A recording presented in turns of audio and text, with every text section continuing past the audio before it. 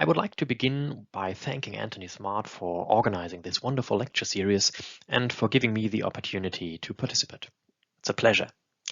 First, a few words about myself. My name is Wolfgang Havener. I am a lecturer at the Seminar for Ancient History and Epigraphy at the University of Heidelberg. I finished my PhD at the University of Constance in 2014 with a thesis on the military role or persona of the first princeps Augustus, and thus with a topic that is closely related to this talk. My other fields of research include the cultural history of the late Republican civil wars, the historiography of imperial Rome, and, for my next book project, constructions of the past in Greece from the 1st century BCE to the 3rd century CE.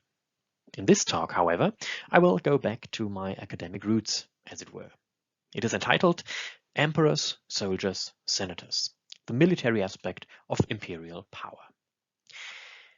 The year 14 CE was a crucial year for the Roman Principate. When Augustus died after a rule that had spanned 4 decades, for the first time imperial power had to be transferred to a successor.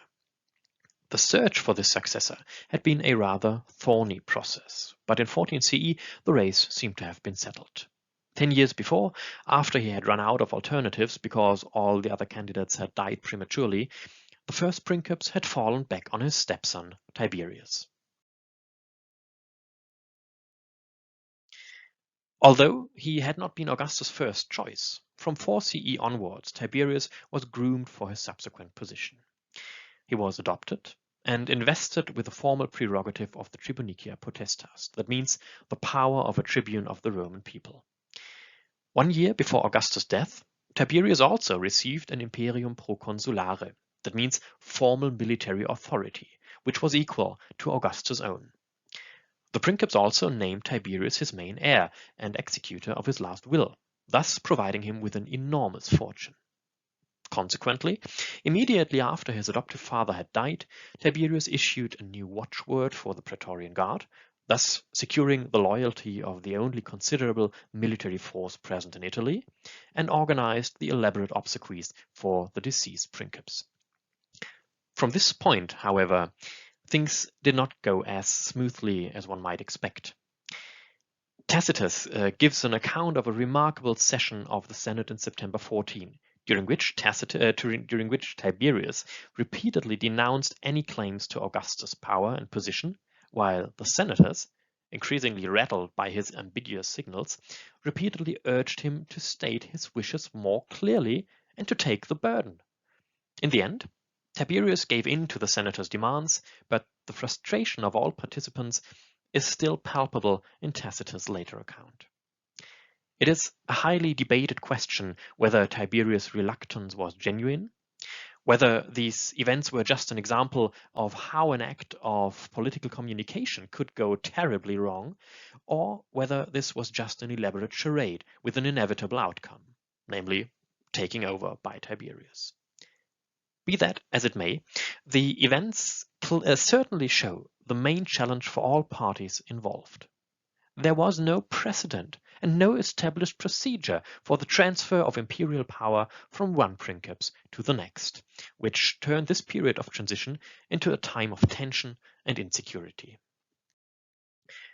This is demonstrated even more clearly when we shift our focus from the stage of the capital and take a look at the developments in the provinces, and especially the border regions at the rivers Rhine and Danube, where a substantial part of the Roman military forces were stationed at the time. According to Tacitus, immediately after his accession, Tiberius had to face serious problems there. And I quote, "So much for the state of affairs in the capital. Now came an outbreak of mutiny among the Pannonian legions. There were no fresh grievances, only the change of sovereigns had excited a vision of licensed anarchy and a hope for the emoluments of civil war. 3 legions were stationed together in summer quarters under the command of Junius Blasius. News had come of the end of Augustus and the accession of Tiberius. And Blasius, to allow the proper interval for mourning or festivity, had suspended the normal round of duty. With this, the mischief began. The ranks grew insubordinate and quarrelsome, gave a hearing to any glib agitator, became eager, in short, for luxury and ease, disdainful of discipline and work. In the camp, there was a man by the name of Persenius. In his early days, a leader of a claque at the theatres, then a private soldier with an abusive tongue, whose experience of stage rivalries had taught him the art of inflaming an audience. Step, by conversations at night or in the gathering twilight, he began to play on those simple minds, now troubled by a doubt how the passing of Augustus would affect the conditions of service, and to collect about him the offscourings of the army when the better element had dispersed. End of quote. Tacitus goes on to recount the dynamics of the mutiny. Persenius incites his fellow soldiers with an inflammatory speech, and Blasius can restore a certain amount of order only by sending his son to Rome to deliver the demands of the soldiers to the emperor. This order, however, completely breaks down with the arrival of a number of detachments returning from work outside the camp. Soldiers start to plunder, harass their officers, and even threat the general's life. Tiberius' reaction demonstrates the urgency of the matter. When he is informed about the events, he immediately sends his son Drusus with a staff of nobles and 2 praetorian cohorts, as well as a letter addressed to the soldiers. And I quote Tacitus again. A letter in which it was written that he had personally a special regard for the heroic legions in whose company he had borne so many campaigns, that as soon as his thoughts found a rest from grief, he would state their case to the conscript fathers, that means the senators. Meantime, he had sent his son to grant without delay any reforms that could be conceded on the spot. The others must be reserved for the Senate, a body which they would do well to reflect could be both generous and severe. End of quote. Both Drusus himself and the emperor's letter are received rather unfavorably by the soldiers, who have certainly expected something different. To quote Tacitus one last time, Drusus was interrupted with a shout why he had come, if he was neither to raise the pay of the troops nor to ease their burdens, if, in short, he had no leave to do a kindness. Yet death and the lash, heaven was their witness, were within the competence of anyone. It had been a habit of Tiberius before him to parry the requests of the legions by references to Augustus, and now Drusus had reproduced the old trick. Were they never to be visited by any but these young persons with a father? It was remarkable indeed that the emperor should refer the good of his troops and nothing else to the Senate. If so, he ought to consult the same Senate when executions or battles were the order of the day. Or were rewards to depend on many masters, punishments to be without control? End of quote. The highly tense situation is only eased by a sudden eclipse of the sun that soldiers interpret as a bad omen, according to Tacitus. Drusus is able to avail himself of the situation and to restore order by assuring the soldiers that he will intercede with his father on their behalf as long as they return to their duties. I have recounted this episode in such detail, firstly, because it is always fun to read Tacitus, but mainly because, in my view, it can be considered paradigmatic for the nature of imperial power under the early Principate, and especially the military aspects of this power on which I will focus in this talk. But what is power? How can it be defined? In order to give one possible answer to this question, let us turn to a monumental study by the German scholar Max Weber, published in 1922 and entitled Wirtschaft und Gesellschaft. Although Weber himself, who had been a professor of economics at my university at Heidelberg, had died 2 years before, his study became a seminal work for various disciplines. It has been translated into English under the title Economy and Society in 1978. At the beginning of his text, Weber gives concise definitions for a number of central terms and formulations that he saw as essential for any analysis of society or social relations. One of these terms is power. which Weber defines as, and I quote, the probability that one actor within a social relationship will be in a position to carry out his own will despite resistance, regardless of the basis on which this probability rests. End of quote. As the second part of the definition suggests, Weber's aim was to outline certain basic terms and concepts that can be applied to the analysis of social relations in general. However, in order to employ this general definition for historical analysis, the basis on which such power relations rest in specific historical contexts is of course a crucial point. If we want to explore the question how a Roman emperor could establish and enhance the probability to carry out his own will despite resistance, we necessarily have to ask on what resources he could draw. It will come as no surprise that in the context of the early Principate, control over the army and the military sector was most important in this regard. A primary concern of the first Princeps Augustus had been to secure the loyalty of the soldiers. In the 40s and 30s BCE, he had witnessed and actively participated in the turmoil of the civil wars, during which military leaders used their popularity with soldiers in order to bolster their claims to political supremacy, get rid of their opponents, and did not even hesitate to lead their armies against the city of Rome.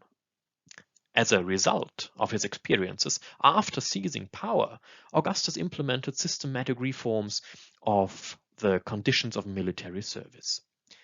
He determined the time of service and the rate of pay for active soldiers. He instituted the aerarium militare, a public fund in order to organize the payments for discharged veterans. And he took a number of rigorous measures to reinforce discipline among the troops. At the same time, Augustus made considerable efforts to reinforce, to establish a close relation between him and the army. For example, the soldiers had to swear the sacramentum, a military oath that obliged them to obey the commands of the princeps as commander-in-chief. Augustus also became the ultimate authority to grant the so-called Dona militaria, that means decorations for military prowess and outstanding achievements, like the naval crown or corona navalis, awarded for the capture of an enemy ship, the mural crown or corona muralis, for being the first to climb the wall of an enemy city, or the civic crown or corona civica, for the saving of a fellow citizen.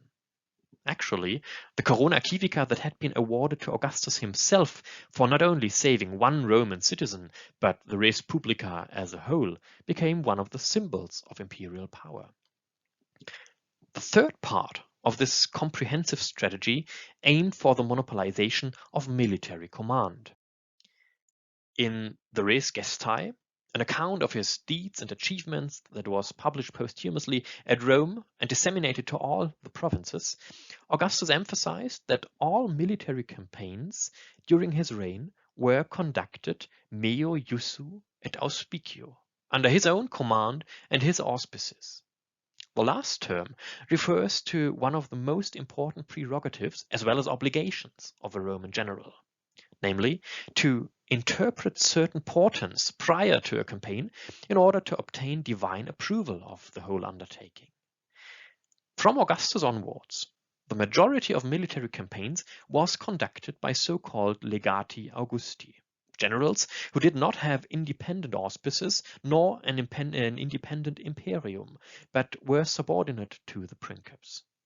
This means that even when the emperor did not command his army in person during a campaign, which became the rule during the first 2 centuries of the Principate, responsibility for the campaign ultimately rested with the emperor. In sum, all of these measures were designed to facilitate the complete orientation of the whole military sector towards the person of the princeps. He was the head of the military hierarchy, as well as the most prominent point of reference and the most important patron of the soldiers. As in many other areas, Augustus set the standards not only for the next decades, but for the centuries to come. From the establishment of the Principate onwards, control over the military sector constituted one, if not the crucial foundation of imperial power. At the same time, this form of personalization could become a liability, especially in times of transition. In fact, although it is significant that monarchical rule itself never seems to have been at stake after the establishment of the Principate, the act of succession turned out to be one of the most precarious situations with regard to the stability of imperial power. Even if an abolition of the monarchy was not open to debate, the question who would succeed a deceased princeps could lead to violence and even outright civil war. More than once, the military proved to be a considerable factor, as demonstrated, for example, by the events following the accession of Tiberius outlined before. Another vivid example is the accession of Claudius.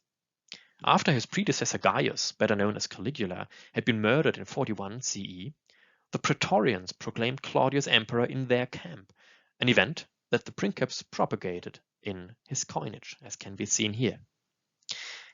As we have seen, certain prerogatives and formal powers, or to say it with the Latin term potestates, could be conferred on potential successors at any time. This, however, was by no means sufficient for securing a smooth transfer of power from one princeps to the next, especially concerning the military. A reigning as well as a presumptive princeps had to earn and secure the loyalty of the soldiers. In the years before his accession, Tiberius seems to have been highly successful in this regard. He had proved to be a highly capable commander and gained enormous popularity with the troops. The historian Velleius Paterculus gives an account of the reaction of the soldiers stationed on the Rhine frontier when Tiberius returned there shortly after his adoption.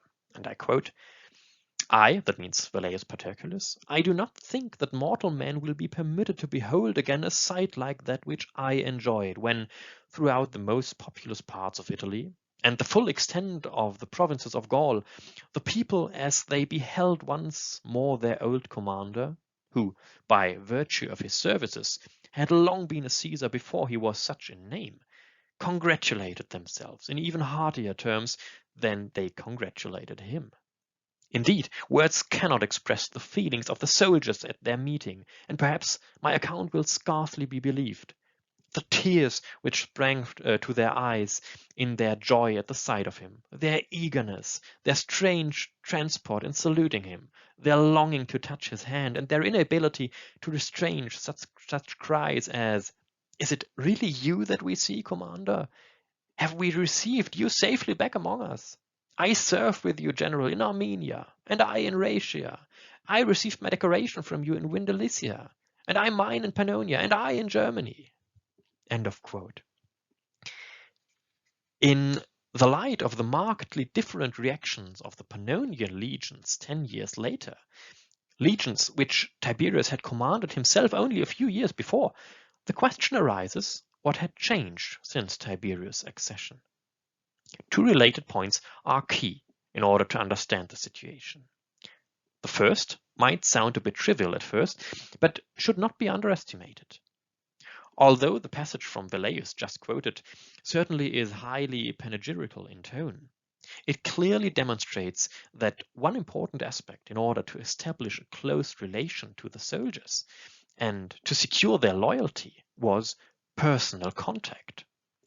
Tiberius, however, did not come in person to hear the soldiers' demands in Pannonia. Tacitus' account shows that this was not well received by the soldiers. Although Tiberius tried to reassure the Pannonian troops that he would still champion their interests and act as their patron, the fact that he sent his son in order to deliver his message and to deal with the problems was interpreted as a sign of disrespect.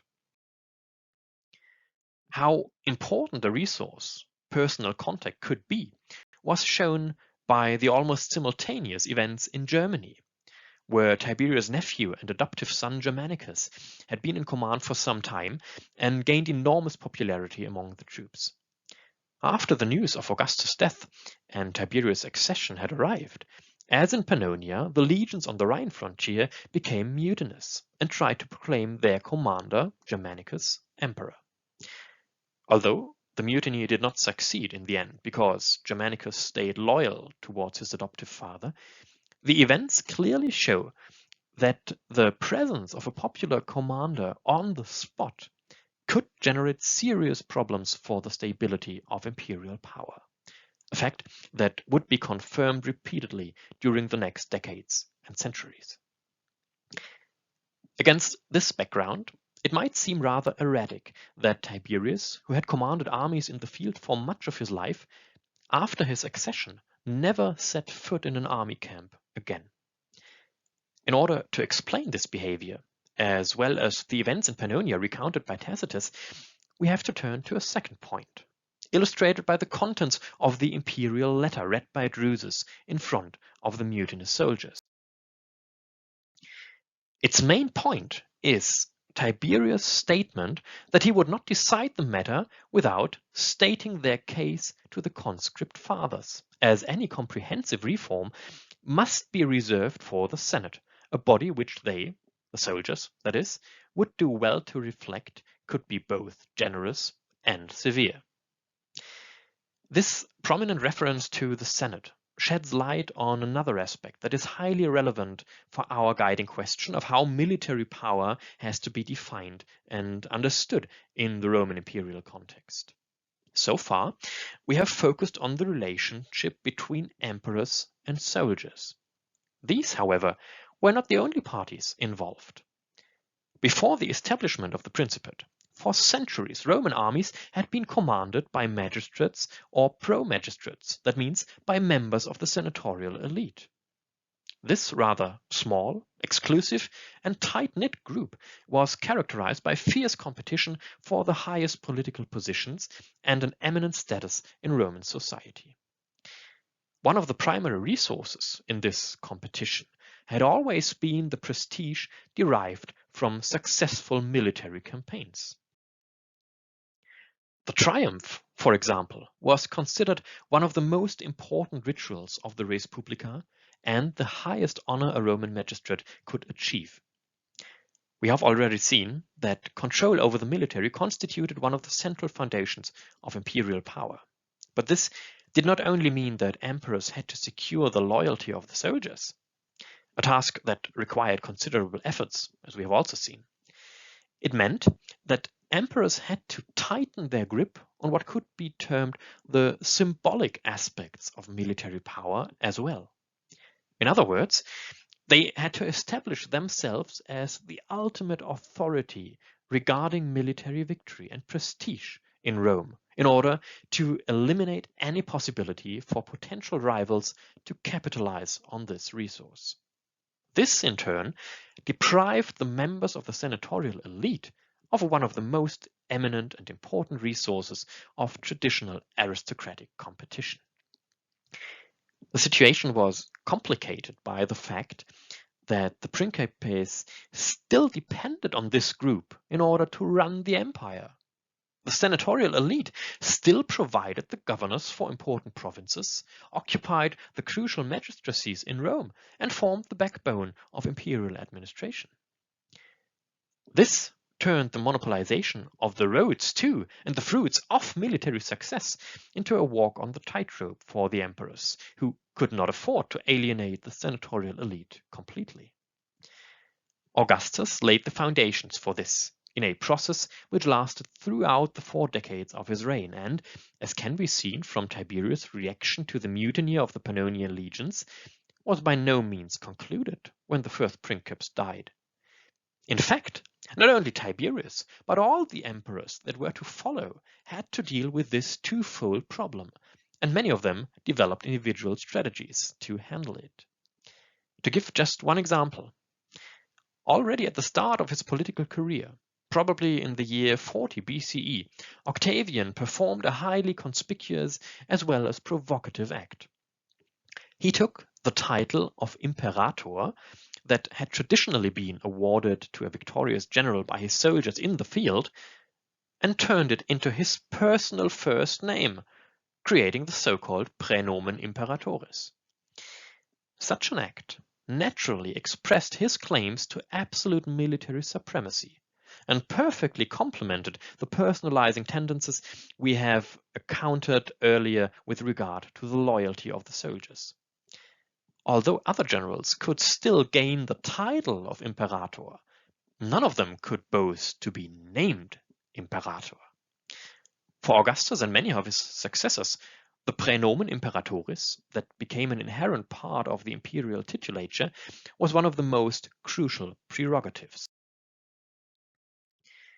Against this background, it was all the more significant that, when Tiberius succeeded Augustus in 14 CE, he explicitly declined the praenomen imperatoris. To be clear, by no means did this imply that the new princeps would give up his position at the top of the military hierarchy or any of his formal powers and prerogatives, like the supreme imperium or the auspicia. This aspect of military power was and would remain for the duration of the principate non-negotiable. Obviously, however, and in accordance with his actions during the notorious session of the Senate in September 14, Tiberius was willing to make certain concessions on the symbolic level, and this might explain his behavior towards the mutinous Pannonian legions. The letter that Drusus read to the troops did not only address the soldiers themselves, it was also directed at the Senate that was mentioned so prominently. If only in passing, in his account of the events, Tacitus explicitly mentions that Drusus was accompanied not only by a detachment of the Praetorian Guard, but also by a staff of nobles, which certainly consisted of members of the senatorial elite that would keep a wary eye on his actions and the messages sent by the princeps. In sum, it becomes obvious that in his dealing with the mutiny of the Pannonian legions, Tiberius tried to manage an extremely difficult balancing act. This was necessary because the princeps had to take into account the potentially diverging interests of several parties. The soldiers clearly expected him to give in to their demands and to demonstrate that he was willing to live up to the role of patron, caring commander, and fellow soldier that he had so actively promoted before his accession. The members of the senatorial elite, in contrast, expected Tiberius to demonstrate his respect for the institution of the Senate and to acknowledge the prominent place it had taken, and in their eyes doubtlessly should continue to take, in the socio-political system of the res publica.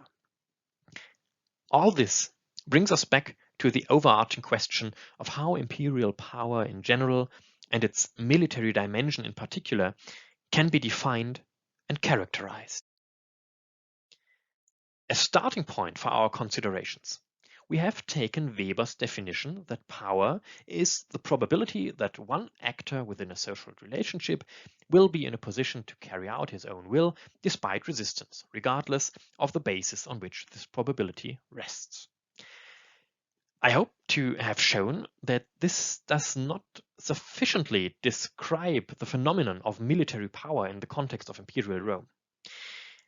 We have seen that Roman emperors from Augustus onwards made considerable efforts to secure their grip on all aspects of the military sphere. And one might think that this should have provided them with all the necessary instruments to enforce their will against any form of resistance, for example, by the Senate. We have also seen, however, that on the one hand, despite all these efforts, imperial control over the military could by no means be taken for granted, and that, on the other hand, the principes had to ponder the necessity to secure the loyalty of the soldiers against the necessity to content other social groups as well, most importantly, the members of the senatorial elite.